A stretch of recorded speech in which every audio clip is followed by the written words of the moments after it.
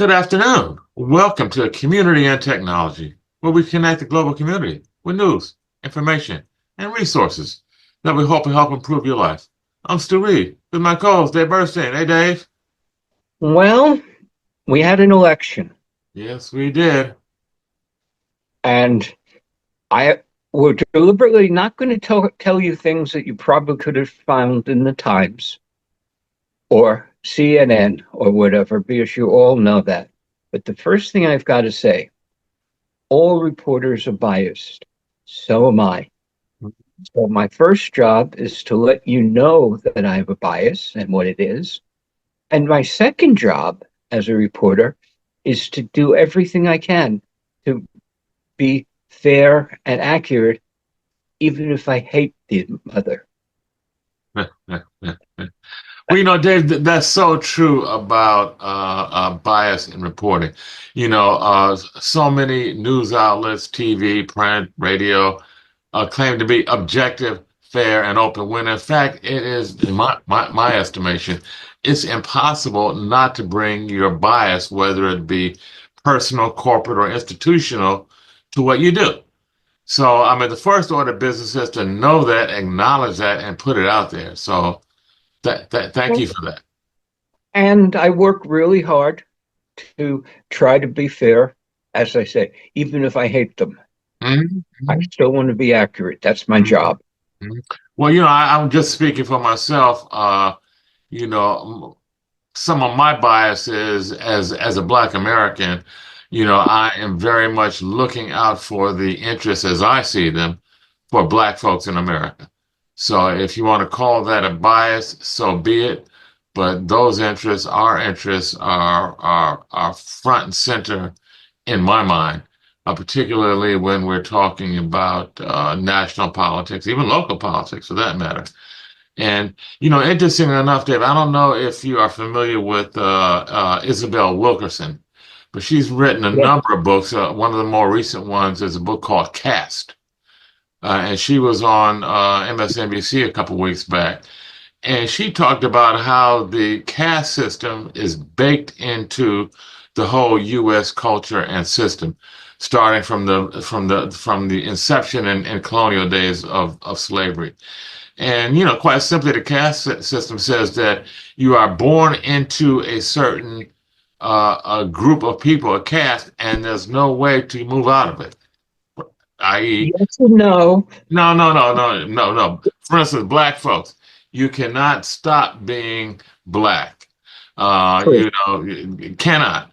And though you may change your class, though you may increase your economic status and rise from lower class to middle class to upper class to wherever, you will still be Black in America. And so many Black folks have experienced that, and well, all Black folks have experienced that. But we've heard stories about well-to-do Black folks who were pulled over by cops, who were accosted by cops, who were arrested by cops. Oh, I didn't know you were so and so. Oh, I didn't know you had this status or that status. And that is because you are still Black in America. And even though you may have money in America, you still are Black, and you are you're on the bottom of the system. And that is the caste system, baked into America, and it has not changed. And what Isabel Wilkerson was saying, Dave, when she spoke with Lawrence O'Donnell, I believe it was, she was saying that there are many white folks that are also married to the caste system that they are in, that puts them above Black folks. And that, whether or not they do this consciously or unconsciously, that they can't give up that position of superiority. And that is why you had so many folks voting for the Trump candidate, that folks do not want to give up their position of superiority. And she talked about how in about 17 years, in 2042, she's done an actual calculus. In 2042, this country, the United States, is going to be majority non-white. And that is something that terrifies the white folks, who for the last 250 years have been in position of control and dominance, and they may no longer be after that.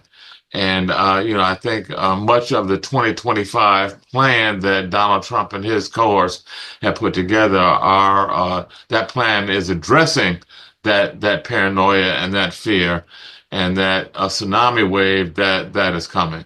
So I just wanted to put that out there. I know a lot of folks have talked about, oh, the election had to do with jobs and the economic questions and folks not faring as well as they should have under the last 4 years of Biden. That may be true, but for me, from where I sit, again with my own particular bias and headset, I believe it's the endemic racism and caste system of the U.S. that has propelled this guy. I mean, he won overwhelmingly, Dave. I mean, that should be shocking. Well, let's hold on that I don't know because if he that's won the popular vote. You can correct me on that, but he overwhelmingly won the electoral vote. the last I saw on the popular vote is it was 51 to 49. 2 points. And what that means Who had the is that 51? Who had the 51? he had the 51. Well, okay. Well, there you go. Wow. He's gotten a lot of support. But compared to the last time, that meant that 1 in 50 Americans had changed their mind. And that's why we're getting a total different government. Okay, but 1 in 50 changed their mind, but one in two, went along with his policies. I mean, how about that? Half the population said, "Okay, let's go with that." And why do you think they are? Why do Well, you think that for all happened? the reasons that I just said, I believe it's the maintaining the system of superiority. It's fear of losing an advantage, a perceived advantage that they think they may have in society. It's fear of not getting their fair share because of the so-called others, whether that be black folks, whether that be immigrants. But it's not white folks. It's black and brown folks are the others, and wanted to maintain and hold on to what they have. That's my take. How about yours? Yeah. But you have to ask, why did he do so much better than George Wallace? And some of it is personality. Well, he's And a the, he's an expert con artist. He's an incredible con artist. He presents really well. He's a good con man. He's a good talker. You got the media platform, which you didn't have back when George Wallace was around. And Wallace was just not as smooth and cunning as he is. That's my take. there's another reason, though. But let me put this out there, and we can do a different show when we want to really explain it. But we want to get back to the election. Key data that is powerful in explaining who and why supported Trump. We all know that the top 1% has done better and better, and the bottom 20% has done worse. But for probably the first time in history, there was a major drop in the income of white men. Now, is that something that's good or bad? That's a different question. But there is this enormous anger because most poor white men or middle class white men grew up thinking they would live better than their parents because that had been true for 200 years of American history. And it hasn't been the last 10 years. Now, it doesn't make sense to go to Trump about that because Biden has done more for people who need help than probably anyone else since Lyndon Johnson. Yeah. Did I would just add a footnote to what you just said about white men believing that they would be better off than their parents. They also believe they would be better off than black folks and better off than non-white folks in general. And I thought You can't dismiss that as part of the calculus in my mind. But we're living with this. Mhm. It's going to change a lot of things. It, I don't know what well, you can read the New York Times to find all the official things he's doing. But let me pull it back to things that the election taught us. First, this election was very close. 51 to 49, which was what I saw this morning, is a very small margin. It's not sampling error. They got over, That's a head. 100 That's a real million. head count. Yeah, that's real, but it shows that very small changes could have made it different. And we'll get to what some of those changes have been. The key thing in their politics, money is the mother's milk of Yeah, politicians. yeah. Willie Brown used to say that, Hmm. who at one point was a mentor and more to Hmm. Kamala Harris. Hmm. Yeah, yeah. And Money is a huge driver. I know you shared some data with me before the show, Dave, about the millions and billions of dollars that have been poured into the election. A lot of it anonymously.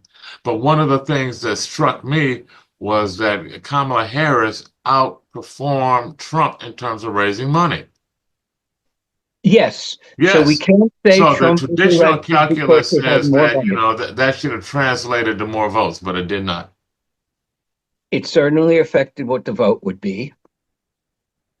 And you're leaving out the contribution of Elon Musk of $44 billion.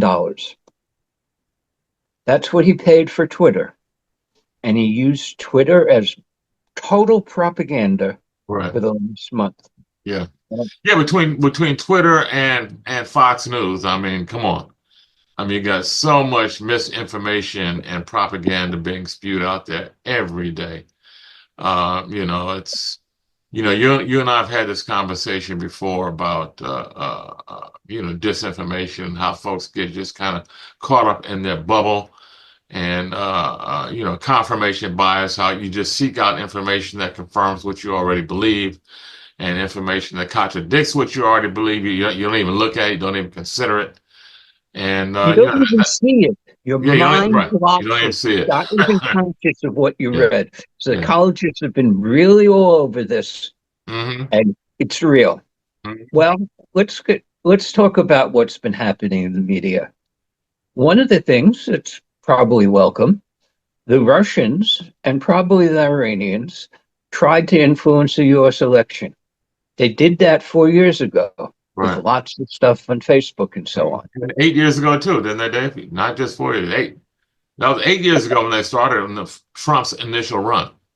I don't remember, Okay.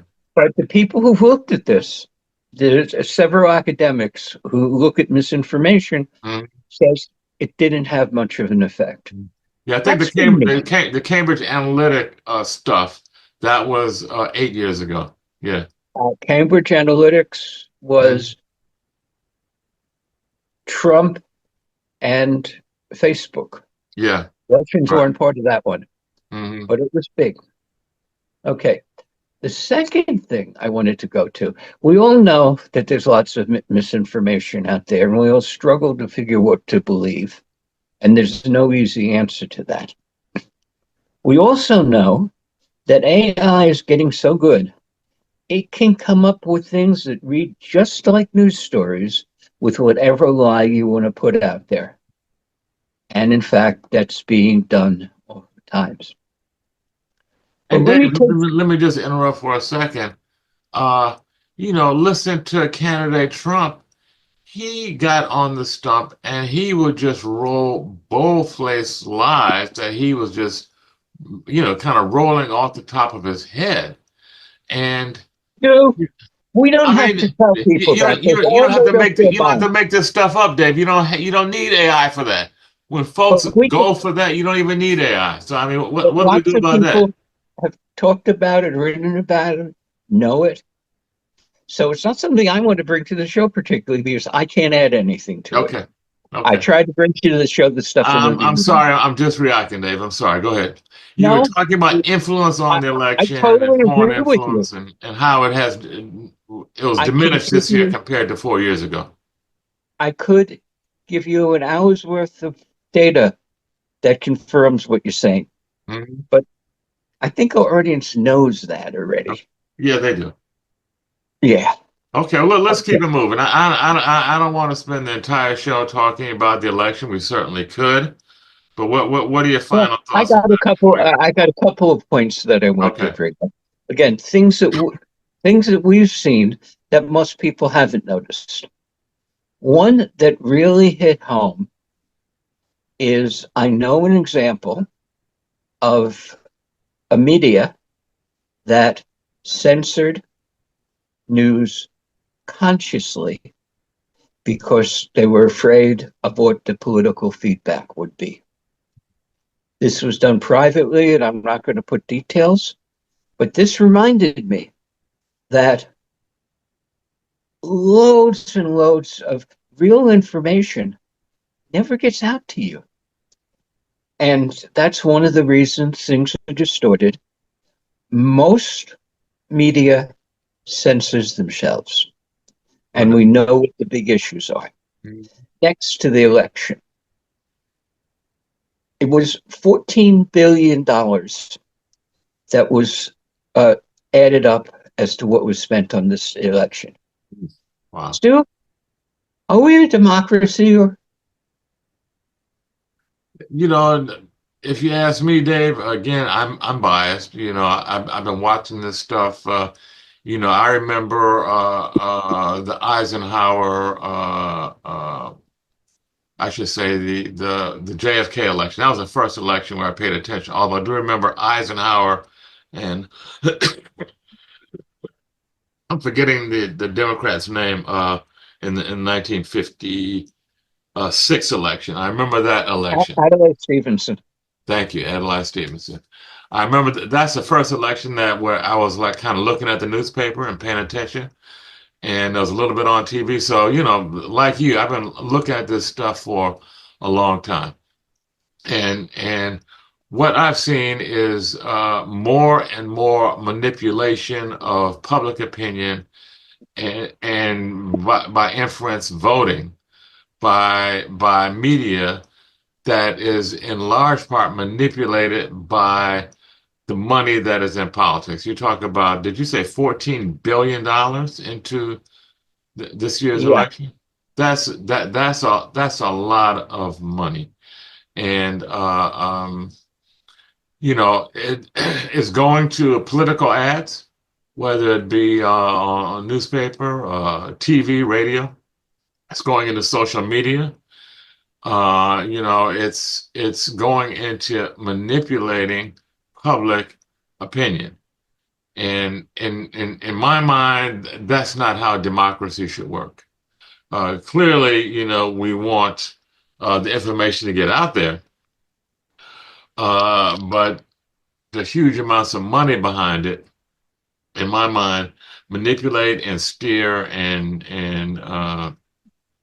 really kind of curate what we hear, what we see, what we know, and in many ways influence how we vote. And in my mind, that's not true democracy. What's your Let's opinion? keep going on the subject of democracy because there's a very important point that got brought out in this election and the last couple of elections. There is one candidate, one party, Donald Trump, who has extreme right-wing views, which I don't agree with.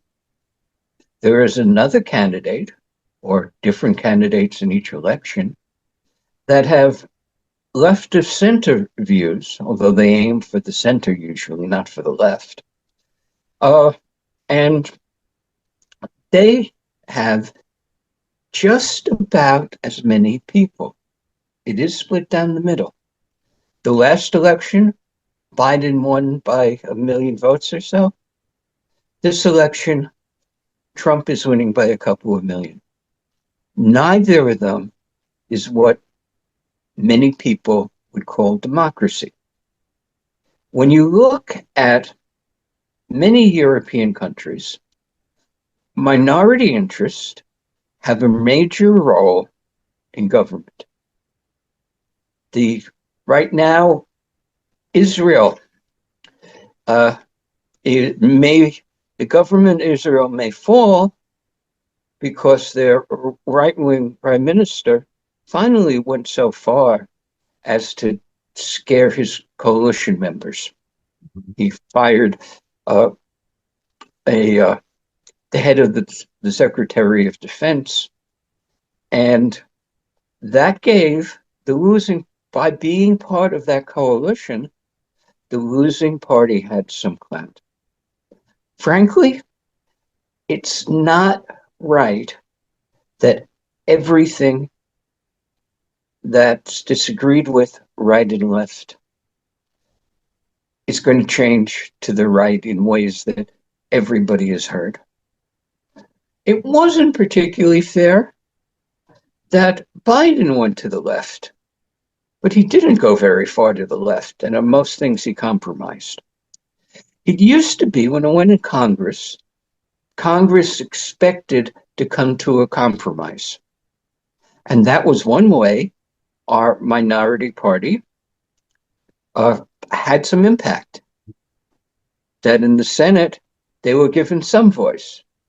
The majority always ruled if the majority stayed together. But democracy comes from the Greek word demos, the people. And it's about getting the intents of the people and what the people need into the political process. There are lots of ways. It does not mean that whoever has 2% more votes gets to make all the decisions. Yeah, tyranny of the majority. It's not what it means. We're about to come up on our halfway point, Dave. We need to take a break. We can talk about this ad infinitum and probably should pick it up on another show. I'm one of the things that I've talked about with some of my associates is maybe we need a multi-party system here as opposed to two-party, either or, left, right, A or B. Maybe some of the models we see in some of Europe. Did you see the note that I did not vote for Kamala, although I strongly support her? Say that again? Did you see the note I sent you that I didn't vote for Kamala, even though I strongly support? No, I did not see that. I swapped, and there's an organization called Swap Your Vote or something like that. My vote in New York State and the president was going to make any difference whatsoever, because New York was going to go for the Democrats strongly. There was no question about that. So people were looking at the states that could go either way. And I agreed with a fellow in North Carolina, arranged by this group, to vote for his preferred candidate. I had to write her in, who was a socialist, and he voted for Kamala. Yeah, wow, interesting. Yeah, so there's lots and lots of things out there. But let me give you takeaways. First,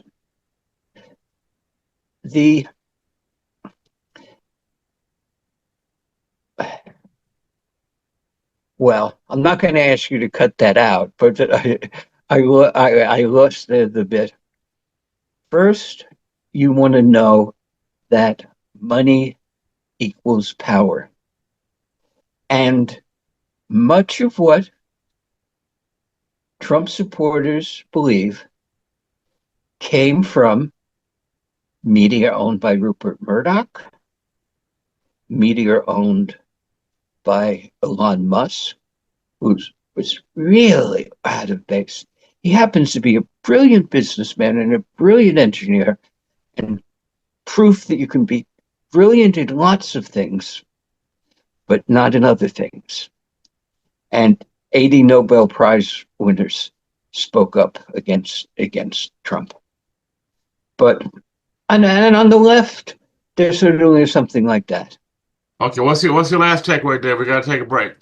Last segue, besides spending, is that 2% doesn't mean anything in a poll.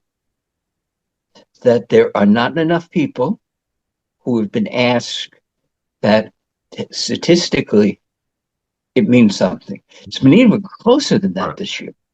But a 2% difference. And so that means, and there are lots of other reasons why polls are inaccurate. So those have to be looked at closely. But let's get to the next part where we talk about killer robots. Okay, well, that's coming up when we come back. You're listening to WHR 90.3 FM, the voice of Harlem, with Dave Bernstein and Stu Reed on community and technology. Stay tuned.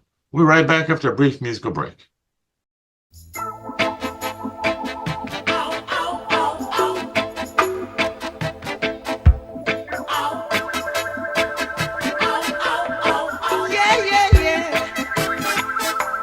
How can you be sitting there telling me that you care,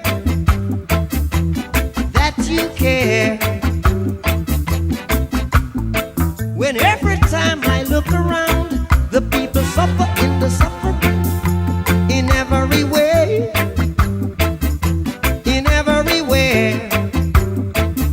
Say, no, no, no, no, no. We're the survivors, yes, the black survivors. I tell you what, some people got everything, some people got nothing, some people got hopes and dreams, some people got ways and means. No, no, no, no, no. We're the survivors, yes, the black survivors. Yes, we're the survivors, like Daniel out of the lion's den. Survivors, survivors. So I dream, I say string. Oh, which way will we choose? We better hurry, oh hurry, oh hurry. Whoa now, because we've got no time to lose. Some people got facts and claims, some people got pride and shame, some people got the plots and the scheme, some people got no aim, it seems. No, no, no, no, no. No, no, no. We're the survivors, yes, the black survivors. Tell you what, we're the survivors, yeah, the black survivors. Yeah, we're the survivors, like Shadrach, Meshach, and Abednego, thrown in the fire but to never get burned. So I dream, I say string. The preaching and talking is done. We've got to live up. Whoa now, cause the Father time has come. Some people put the best outside, some people keep the best inside, some people can't stand up strong, some people won't wait for long.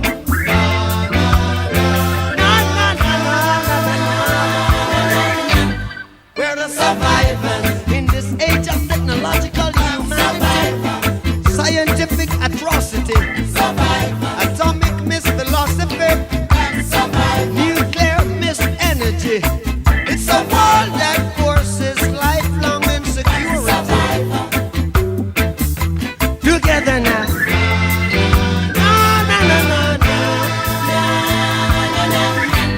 We're the survivors, yeah, we're the survivors, yes, the black survivors.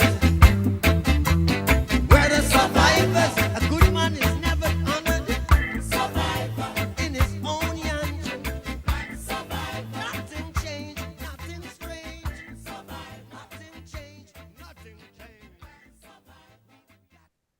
Okay, we're back. Community Technology with Dave Bernstein and Stu Reed. Dave, before the break, you mentioned something about killer robots. What's going on with that? This has been the great fear for many years that the Terminator would become real, that the robots taking over and destroying would happen. It hasn't happened yet, but everybody in AI knows that AI will play a major role in warfare from now on. Most countries have been holding off using it that way. The US is using it to target bombs and things like that, but it still supposedly has a person in the loop, whichever.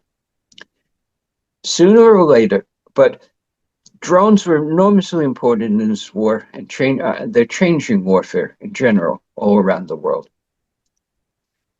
The software that runs the drones that are being used by Ukraine, Israel, and the United States, according to the people who make that software, has the ability for it to pick out targets and who to kill. Until now, it hasn't been done very often, unless it's in background where they're working on satellite data and so on. The Ukrainians, who are fighting for their lives in their country and losing at this point, decided to turn on the ability of their drones to pick out a target in the Russian army by looking at where is there a tank, where do they see bombs, where do they see people in uniforms. And figuring out how not to kill your own people is always a problem in warfare. They didn't say that. They said that they were using that their drones would not be affected by Russia jamming all the radio and GPS signals. Big issue, big problem, and that they were doing something about it. They were putting the robots on autonomous settings and are using it to decide, letting the robot in the form of a drone decide who to kill. Yeah, Dave, one of the insights that I saw, I just wanted to get you to underscore, if you would, for our listeners.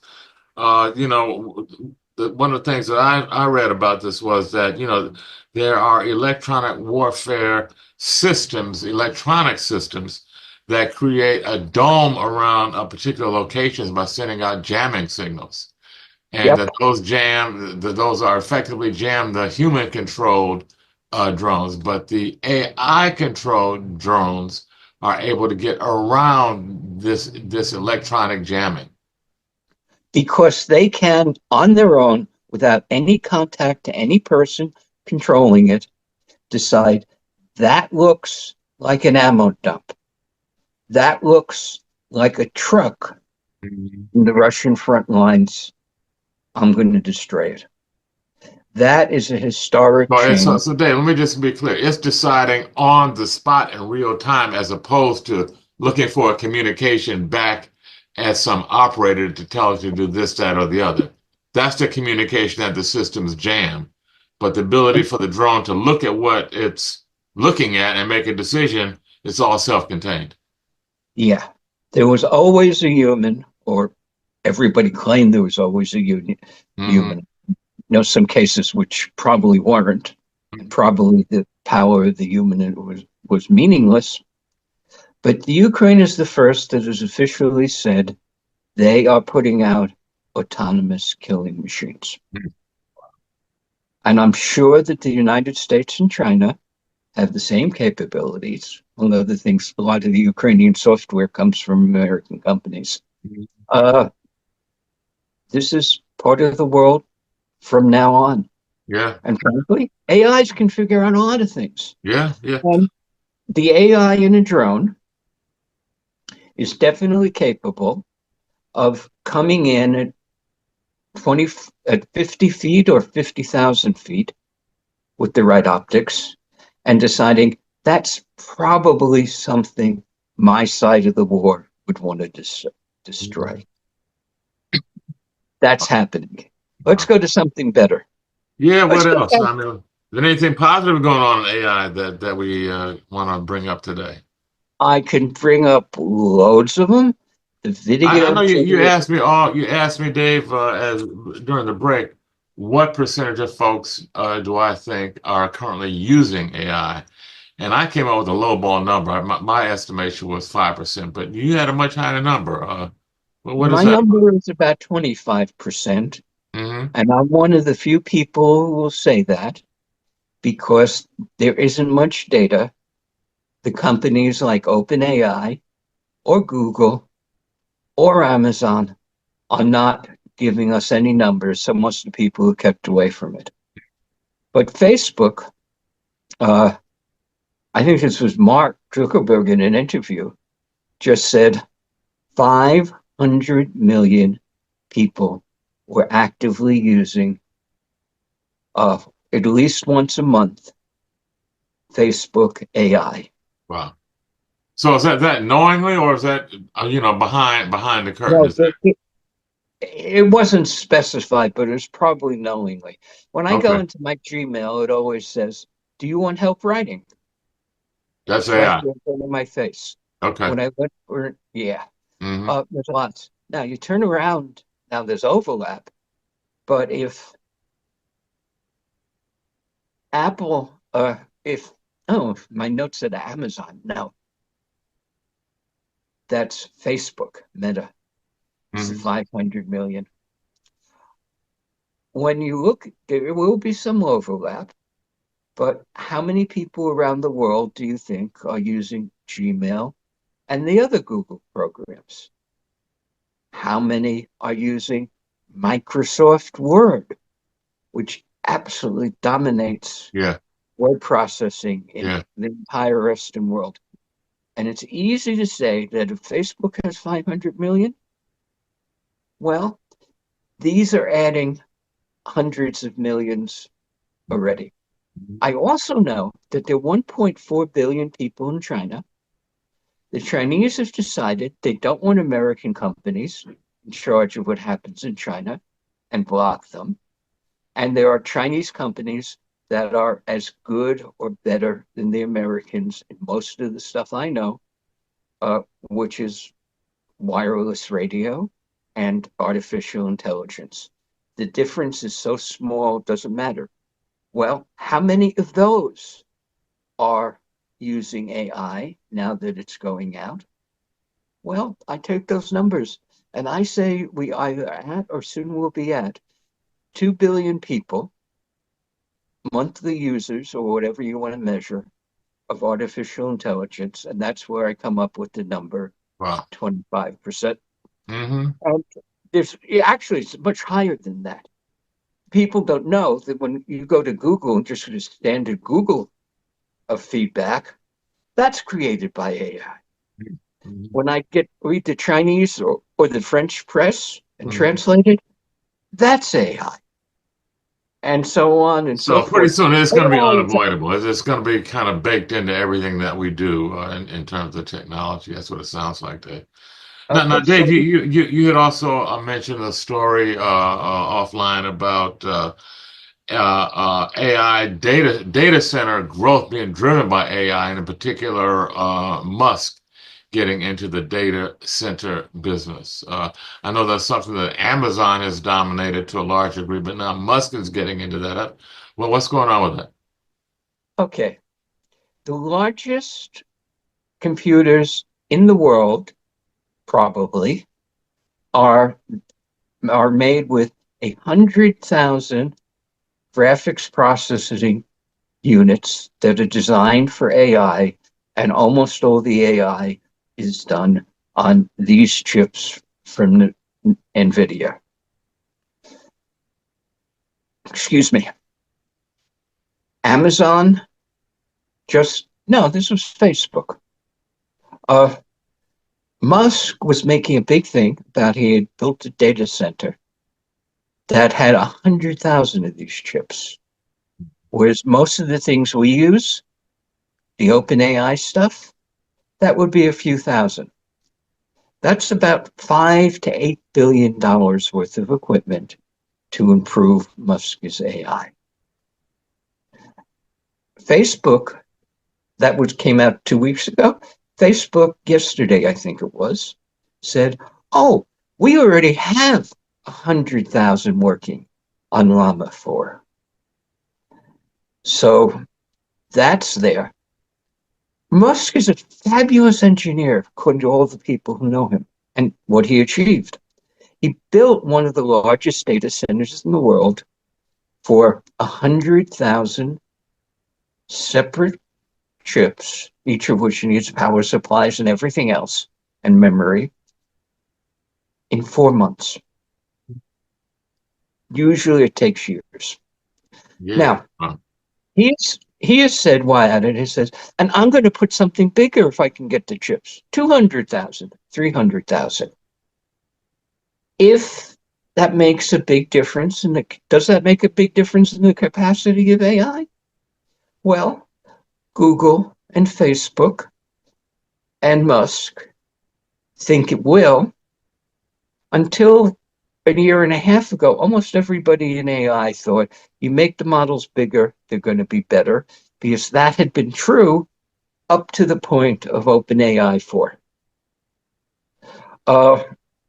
And many of them, they talked about this as the scaling property, think that if you put more compute and memory out there, you will get AI that is much better than what we have. And they talk about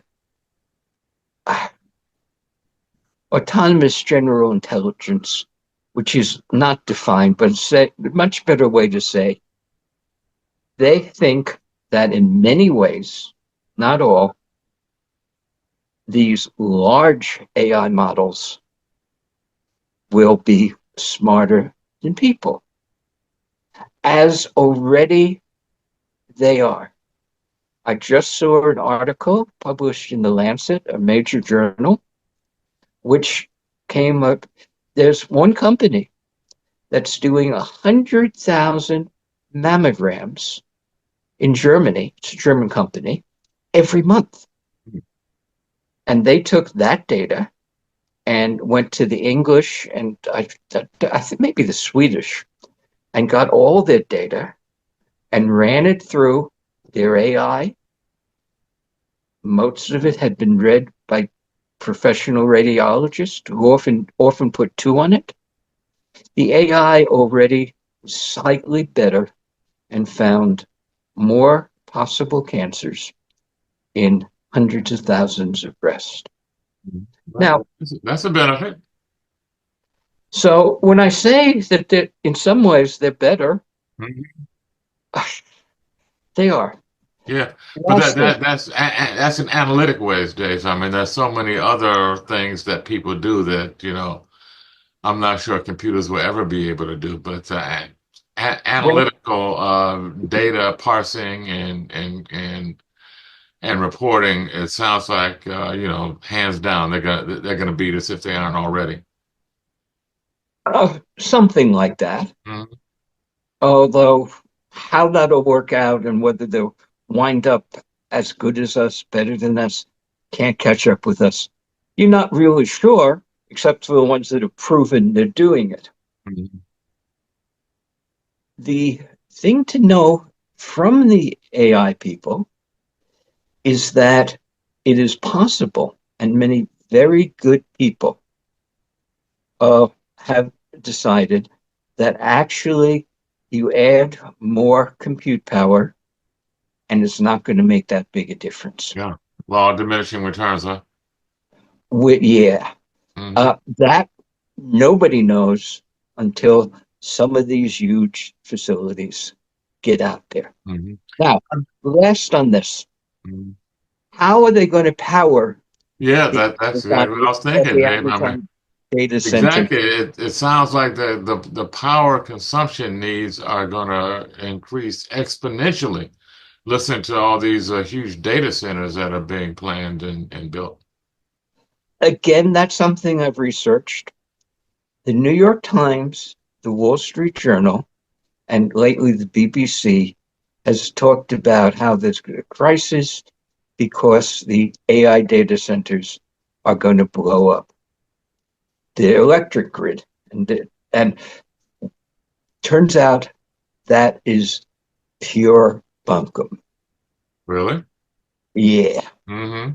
Any use of electricity, and AI data centers use a lot, is not good for all the reasons we know in climate. But the numbers, and these are coming from international organizations that specialize in that, and also the US Energy Department, is that right now it's about 2% of the electricity being used. A lot of electricity is using for heating in much of the world, so as much in the US. And if you think that's going to be doubled in 5 years, or 2.5 times in 5 years, you're still thinking 4 and 5%. There is every reason to bring that and everything else down in energy usage for all the climate reasons. But it's not going to make the electric cost to consumers be higher, although the major utilities that are saying they need rate increases in order to handle the AI demand. And a whole lot of people, including reporters on the best thing, have been listening to this propaganda from the electric companies and have said, we have to do something about it. It went to the White House. There was a White House special on this two weeks ago. I've looked at it. I've looked at the best estimates of how much use. It's a lot. Everybody in AI knows it's a lot. It's very expensive. Everybody's trying to get more efficient data centers. But it is not a reason to raise consumer prices. It is not a reason to fear the US will fall behind China because we don't have enough capacity. It is trivial, not trivial, it's trillions of dollars to put up solar and wind to take us up to any political so demand. Dave, given that, how do you factor in this story that we were both looking at earlier today about Amazon planning to build 3 nuclear reactors in the state of Washington? What to help supposedly feed the data center needs? I'm not saying that it's not going to use a lot of electricity. The current utilities are putting out, and I've seen it directly from their statements from the beginning of this, and people who have just been picking it up because they don't know the technology, claims that, they can't turn off their coal plants because the AI data centers will want it. And that allows them to take $100 million coal plant in West Virginia or upstate New York and keep it running, even though everybody wants to get rid of coal because it's so dirty. And I looked at it and I know how much the AIs are improving. Unbelievable amount. I get 30 papers a week. And that isn't all of them. There was a big one that came from a paper from Google a few months ago about how you can do predictive inference. And OpenAI has just built that and released it. And that one change cuts the energy usage and cost of inference by half. Wow. Okay. So yes, it would be hard to put up much more generating capacity around Ashton in Virginia, which has the largest concentration of data centers in the world. Mm-hmm. They virtually paved the whole area. There's one little California utility that says we can't take anymore because there's about 6 big ones coming to them in a little area. Why? Because this was a publicly owned utility and they kept their rates much lower than the commercial ones. So anybody who wants to build wants to go where the low electric Yeah, rates are, yeah. Wow. and so on. But it's almost, I don't know whether it's going to be 3%, 5%, or maybe a little bit more. But you do not have to keep coal plants and oil and gas plants running in order to serve AI. You do have to build a whole lot of other things. And Amazon is building Yeah, 4. building 3 nuclear plants. Yeah. So, I mean, Dave, that's a big topic that we're going to have to come back to. That is energy production, and what's making the most sense. But we're just about out of time. I think you had Okay, I one. got 2 kickers. You had a couple Getting kickers there that really you good. want to close with. So let's do it. Okay. The ultimate electric car has been built, and the magazine got to test it, costs $400,000, and it is an electric Rolls-Royce that is absolutely silent. Wow. The other thing is there's been an old joke in technology that there's 4 monkeys sitting in the basement of the British Museum typing away, and sooner or later they will have typed so much that works of Shakespeare will magically appear. Scientists looked at this. You can look at what the random factor is and calculated that in the likely lifetime of our universe, 12 billion years or so, they wouldn't even come close. So you're not going to get more stories by Borges from the monkeys that are not in the basement of the British Museum. Okay. You heard it here first on Community and Technology. No, I got this out of a magazine story, although we may Okay. be the first to put it out audibly. All right. Okay. Okay. Well, this has been Community and Technology with Dave Burstein and Stu Reed on WHCR 90.3 FM every Wednesday, 5 p.m. Tune in. Just might learn something. Oh, don't forget, it's also on the web worldwide at WHCR.org. Thanks for listening. Good night.